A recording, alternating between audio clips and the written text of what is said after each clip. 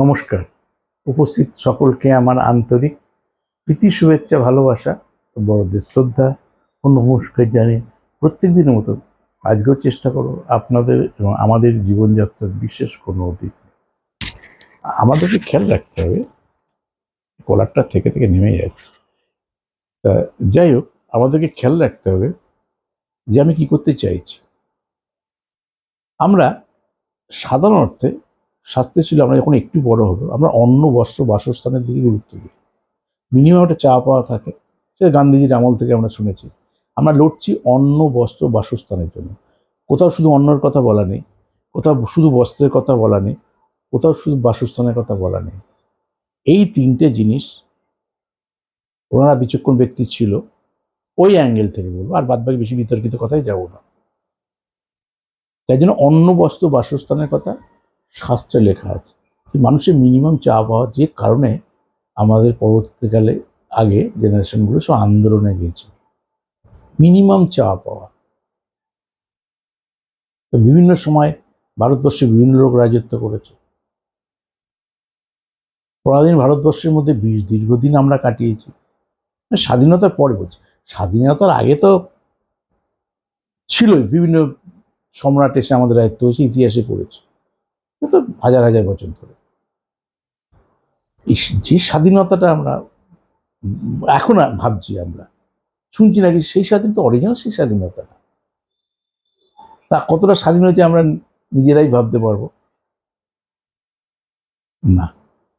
সত্যি, যদি বাক্যের স্বাধীনতা না থাকতো, আমি যেটা অন্যভাবে বলেছিলাম, অনেক বছরে অনেক ঘটনা তো বলেছি টিভি চ্যানেলে, যে আমি যদি সরকারের কোনো প্রতিনিধি হতাম, আর কি ছলেই বলেছি, কিন্তু খুব বাস্তব কথা।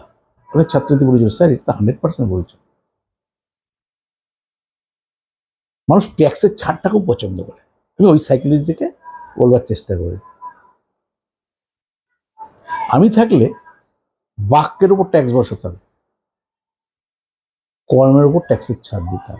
দেখতেন দেশ, পৃথিবী, দেশ, রাজ্য গতিতে চলত। আমার ওই ভুল বকাটা বন্ধ হয়ে যেত। কারণ জানি যত কথা খরচ করবো ট্যাক্স পে করতে হবে। কারণ ট্যাক্সকে আমরা সাধারণ মানুষ সবথেকে ভয় পাই, যারা ট্যাক্স করদাতা। দেশ উন্নতি হতে হবে, শুধু কাজের মধ্যে ফোকাস। শুধু একটা নিয়ম করে দিলেই হবে, কর্মের ওপর ট্যাক্স ছাড়। দেখুন দেশ কোথায় এগিয়ে যায়। কিন্তু আপনার বাক্যে ট্যাক্স লাগে না, কর্মে তো অবভিয়াসলি ট্যাক্স আছে। কর্মের রোজগার করছেন, তার ট্যাক্স দিতে হচ্ছে আপনাকে। বাক্যের উপর কোনো ট্যাক্স। ঈশ্বর এইভাবে সৃষ্টি করেছে, এটাও বোঝা খুব দরকার। হয়তো অনেকে জানেন, জানেন না। সবাই সব জিনিস জানবে তা নয়। প্রতিনিয়ত আমিও শিখছি, আপনাদের সঙ্গে শেয়ার করছি। ঈশ্বর আমাদের এই নাক, কান, গলা যা খুশি দিয়ে থাকে। দুটো কান দিয়েছে, একটা মুখ দিয়েছে। এটার মানেটা যদি সহজভাবে বুঝতে পারেন, খুব ইজি। দুটো কান, একটা কান দিতে পারতেন। বেশি করে শোনো, একটা দিয়ে কম করে বলো, একটাই মিনিং, আর কিচ্ছু ভাবতে হবে। দেখুন আমাদের লাইফস্টাইল বদলে গেছে। আমরা বেশি বলি, শুনি কম। আবার শুনি, ভুল টুল শুনি। মা বাবার কথা শুনলে আমাদের সন্তানের উন্নতি হবে, স্যারের কথা শুনলে এডুকেশন প্রোগ্রেস করবে, গুরুর কথা শুনলে আধ্যাত্ম জ্ঞান বাড়বে, প্রকৃত মানুষ হব। কিন্তু আমরা এত বলি, শুনিই তো না। তাহলে না শুনলে কার কথা শুনবো, কার কথা শুনবো না, বুঝবো কি করে? সবসময় যদি বলতে থাকি, বাস্তবে দেখবেন প্রচুর লোক আছে, এটা তো ওভারঅল শব্দ। তাহলে আমাদের জ্ঞান পাণ্ডিত্য অনেক বৃদ্ধি করতো।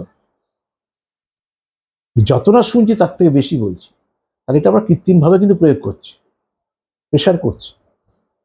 স্বাস্থ্য, সংস্কৃতির, কৃষ্টির, ঈশ্বরের এগেনস্টে যাচ্ছে। আর আমরা বলি আমার কিছু হচ্ছে না। আমার কিছু যে হচ্ছে না, সে কারণে আমি নিজেরাই দায়ী। কারণ শুনছি কম, বলছি বেশি। যার বলার কথা সে শুনছে, যার শোনার কথা সে বলছে।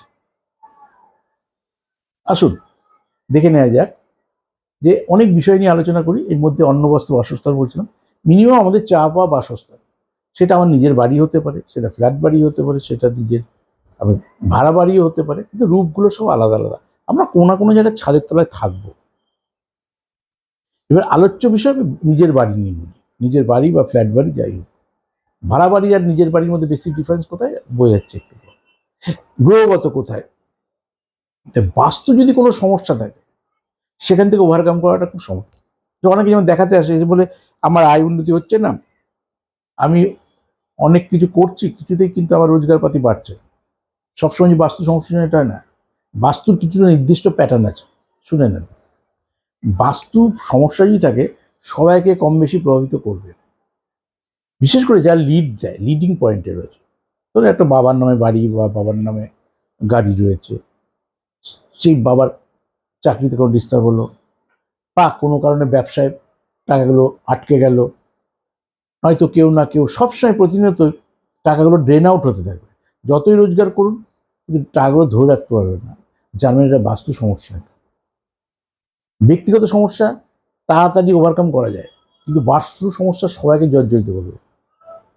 ব্যক্তি আপনি রোজগার করছেন, আপনার ওয়াইফ তো করছেন না, আপনার মা তো করছেন না, আপনার সন্তান তো করছেন না, আপনার তো বউ মেয়ে তো করছে না। আজকে মা অসুস্থ তো কালকে বউ, কালকে বউ থেকে রিলিফ পেলেন পরশুদিন সন্তান। মানে কীভাবে টাকাটা খরচ হবে যেন রেডি কেউ সাজিয়ে রেখেছে টাকা খরচ করানোর জন্য, অথচ রোজগার আপনার ভালোই হচ্ছে, টাকাগুলো ধরে রাখতে পারছে না, কাউকে না কাউকে সবসময় বিচলিত করে রেখেছে। সেই কারণে কিন্তু আমার অর্থটা ধরে রাখতে হচ্ছে না, আর সবসময় আমাকে টেনশনের মধ্যে লাইফ লিড করতে হচ্ছে। যদি শুধু টেনশনটা আপনার হতো তাহলে তো জানতাম দ্বিতীয় আয় রেখার জন্য হচ্ছে, এর একটা পজিটিভ দিক রয়েছে। কিন্তু আপনার অন্য কারোর জন্য সবসময় টেনশনের মধ্যে লাইফ লিড করছেন, আজকে বসের সাথে, কালকে অফিস কলিগদের সঙ্গে, পরশুদিন বইয়ের সাথে, তারপরদিন মেয়ের সাথে একটা না একটা প্রবলেম আমি থেকেই যাচ্ছে, জানেন বাস্তু সমস্যা। আর একটা বাস্তু সমস্যা বোঝার যে ভাড়া বাড়িতে থেকে দেখবেন, নতুন করে যাদের বাড়ি আছে ভাড়া বাড়ি করার দরকার নেই, ভাড়া বাড়িতে বাড়িটা চেঞ্জ করতে পারলে। তো বাস্তু সমস্যার মেন কিন্তু ওয়াশরুম। বাস্তু সমস্যা অনেক জিনিস বলি, কারণ ওয়াশরুম আমরা সবাই ইউজ করবো, ওয়াশরুম ছাড়া উইদাউট ওয়াশরুমে ফ্ল্যাটও ভাড়াও নেয় না, বাড়িও ভাড়া নেয় না, কিছুই নেয় না। সেটার দিক নির্ণয়টা মারাত্মক। এবার সেটা যদি নিজের বাড়ি হয় আপনি তবু জ্যোতিষকে দেখি করতে পারবেন, ভাড়া বাড়ি হলে কী করবেন, ভাড়া বাড়িটা দরকার চেঞ্জ করতে পারি, এই বাড়িতে কেন 11 মাস পরে এমনি তুলে দেবে, ওটার অপশন। এরপর তাহলে আপনি কী করবেন? তা নিজের বাড়ি করার ক্ষেত্রে বাস্তু দোষটাকে আগে দেখে নিন, বিশেষ করে ওয়াশরুম কোন দিকে মুখ করে রান্না করবে, ইলেকট্রিসিটিটা কোন দিকে পড়ছে, কোন দিকে মুখ করে ঢুকছেন, আর বাড়ির অন্যান্য ঘরগুলো ঢোকার পর অন্যান্য ঘরগুলো কোন দিকে, বাঁদিকে না সোজা না ডান দিকে, এই জিনিসগুলো মারাত্মক। আর যেখানে বাড়ি বা যেখানে ফ্ল্যাট কাছাকাছি কোনো বড় ইলেকট্রিসিটি আছে কিনা, কোনো ট্রান্সফর্মার বসানো আছে কিনা, এগুলো শাস্ত্রে বলা আছে। ট্রান্সফর্মার ওরিয়েন্টেড কোনো বাড়ি ঘর কিনবে না, ট্রান্সফর্মার যত কাছাকাছি থাকবে সেই কাছাকাছি কোনো বাড়ি বা কোনো ফ্ল্যাট আপনার কেনা উচিত না। এরকম অনেক কথা বলা আছে। এই বাস্তু সমস্যা যদি আপনার থাকে, আপনি বুঝতে পারছেন যে বিভিন্নভাবে বিচলিত হচ্ছে, টাকা রোজগার হচ্ছে না তা নয়, কিন্তু টাকা রোজগার হচ্ছে কিন্তু টাকাগুলো ধরে রাখতে পারছি না। আমি শুধু আমাকে নিয়ে টেনশনের মধ্যে নেই, আমি পরিবারের সকলকে নিয়ে কম বেশি টেনশনের মধ্যে রয়েছি। যদি এরকম সিচুয়েশন হয় তাহলে জানেন বাস্তু সমস্যা আছে। আর যদি একটু ট্রান্সফারের কাছাকাছি ইয়ে কিনে থাকেন, বা জমি যদি ত্রিভুজ আকারে হয়, জমি যদি কোনাকাটা জমি হয়, জমি যদি খালের ধারে হয়, পুকুরের ধারে হয়, এগুলো সবসময় খারাপ। বাঁশবাগানের পাশে হয়, এরিয়ার মধ্যে কোনো নিম গাছ যদি থাকে, কোনো গাব গাছ যদি থাকে, কোনো শ্যাওড়া গাছ যদি থাকে, সেই কাছাকাছি কোনো জমিতে বাড়িঘর করাটা উচিত না। আছেই আপনার ওয়াশরুমটা দেখা যাবে পূর্ব দিকে মুখে রয়েছে, খুব খুব খুব খারাপ। এখন ধরুন এরগুলো কিছু একটা সিমটম আপনার রয়েছে, এখন বাড়িটা বেচবেন কি করে? বাড়িতে মানুষ অল্প অল্প করে অর্থ সঞ্চয় করে তার বাড়িটা বানায়, অনেক স্বপ্নের বাড়ি হয়, রাতারাতি বেচতে পারবে না। আর বাড়ির যদি কোনো ডিসপুট থাকে, শাস্ত্রে বলা ছিল কিনতে গেলে পাগল, বেচতে গেলে ছাগল। যে টাকায় কিনেছি বেচতে গেলে অর্ধেক বিনা পয়সা দিলে যেন ভালো হয়, দেখবেন আপনি কাস্টমারটাকে দেখবেন সে যা ডিসপুট আছে তার 10 গুণ ডিসপুট তৈরি করবে। কেন? আপনার যেহেতু সমস্যাগুলো রয়েই গেছে। ওই কারণে বাস্তু দেখে বাড়ি কিনুন। বাস্তু দোষ যদি থাকে বা এরকম সমস্যায় আছেন বুঝতে পারছেন, আসুন আমি যেভাবে প্রতিকার করে দেবো যাতে আপনি বাস্তু সম্পর্কিত কোনো কিছু থেকে রিলিফ পান। যেমন নিজেকে দেখাতে গেলে date of birth, place of birth, time of birth দুটো হাতের ছবি নিতে হবে। ওখানে বাস্তু দেখাতে গেলে বাস্তু কার নামে, যে সন্তানের নামে সন্তান, নিজের নাম হলে নিজের, তার নামের স্পেলিং, তার বাবার নামের প্রথম অক্ষর, মায়ের নামের প্রথম কত নম্বর সন্তান, আর সাইট প্ল্যানটা, সে ফ্ল্যাট হোক, বাড়ি হোক, জমি হোক, তার সাইট প্ল্যানটা নিয়ে আসতে হবে। থাকে না ডিক্লারেশন, রাইট সাইডে গণেশের বাগান বাড়ি, লেফট সাইডে পুকুর, পেছনে বাঁশ বাগান, অমুক দিকে এত ফুট রাস্তা, এই ডিক্লারেশন থাকে। ওই সাইট প্ল্যানটা আপনাকে নিয়ে আসতে হবে। তাহলে আমি দেখে তখন গাইড করে দেবো যে এটা কী ডিসপুট আছে, এটা কিনবেন কি কিনবেন না, বা কিনে ফেলেছেন তাহলে কী প্রতিকার করলে এখান থেকে আপনি রিলিফ পাবেন, নাকি নতুন করে কিনতে যাচ্ছেন আগে দেখিয়ে নিয়ে কিনলেন তাহলে সেটা কেনা যাবে না, সমস্তটা আমি তখন গাইড করবো। আমার কলকাতার বুকিং নাম্বার 9830143766, 9830143766। যারা বুঝতে পারছে না ডেসক্রিপশন বক্সেও নাম্বার দেওয়া আছে। যারা অনলাইন বিচার করাবেন তারা ওই একই জিনিস পাঠাবেন। তাহলে পাঠিয়ে কী করবেন, আমার হোয়াটসঅ্যাপ নাম্বার নিয়ে নেবে পার্সোনাল, সেখানে ডিটেল পাঠাবেন। কলকাতা চেম্বারেও যা ভিজিট, অনলাইনে একই ভিজিট। কারণ এমনি নর্মাল ভিজিট 3000 টাকা, কিন্তু বাস্তু, জটক বিচার এই কারোর সাথে কারোর মেলাতে হয় না। বিয়ে করবো, জটক বিচার, ছেলেটা মেয়েটার, সব 7000 টাকা ভিজিট। এগুলো বিভিন্ন প্যাটার্নের বিভিন্ন দিক রয়েছে, কিন্তু বক্তব্য তা না আমি 20 লাখ টাকা বাড়ি খরচ করবো, 30 লাখ টাকা বাড়ি করবো না, তো একটা প্ল্যানারকে দিয়ে প্ল্যান করাচ্ছি। তাতে নিজেরাই করে ফেলতে পারতাম, কেন করছি না? সেই ইঞ্জিনিয়ারটা জানে কত সুতো রড লাগাতে হবে, কতলা বাড়িতে বেস পিলার কতটা হবে, যেটা আপনার আমার জানার কথা না। সেই কারণে এখন অ্যাওয়ারনেস এসছে, সেইভাবে আমরা প্ল্যানারকে দিয়ে করাচ্ছি, ড্রয়িং করাচ্ছি, ইঞ্জিনিয়ারকে দিয়ে বাড়ি করতে করাচ্ছি। ঠিক আছে, ইঞ্জিনিয়ার 25,000 টাকা নেবে, ওইটুকু করে দিতে করবো, আমার তো সারা জীবন বাড়িটা থাকবে। এই অ্যাওয়ারনেসটা আমার তৈরি হয়েছে।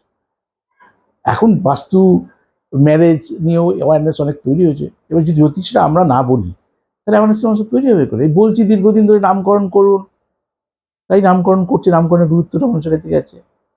জটক বিচার করে বিয়ে দিন, এখনো দিচ্ছে না অনেকে, কিন্তু অ্যাওয়ারনেসটা তৈরি হয়েছে। তো বাস্তু বিচার তো করছে, বাস্তু প্রোগ্রাম তো মানুষ শুনছে, বুঝতে চাইছে। আমার একটা মিনিমাম বাড়ির দরকার, এই বাড়িটা হওয়ার পর আবার অন্য বস্ত্র, বাসস্থান সব নষ্ট হয়ে যাবে না তো?